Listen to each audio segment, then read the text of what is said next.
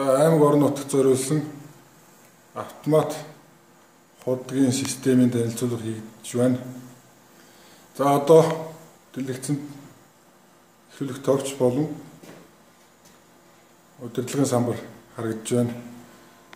За одоо усаахаар бол карта эхлээд уншуулна. За карта уншуулахаар картын дэлгэцэн дээр карт хэмжигчийн нэр, картын үлдэгдэл, авах боломжтой литрийн хэмжээ, зарцуулалт гэсэн хэсэг харагдж байна. За ингээд эхлүүлэх товч дараад ус хоож эхэлнэ.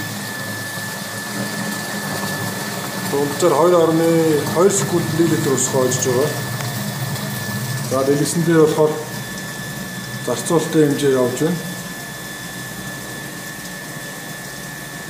Боломжтой литр нь багасаад, картын үлдэгдэл нь багасаад, зарцуулалтын хэмжээ нь ихсээд ингээд явж байна.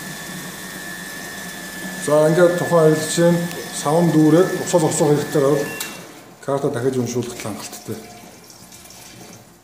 Ингээд авсан литрийн 16 литр авлаа.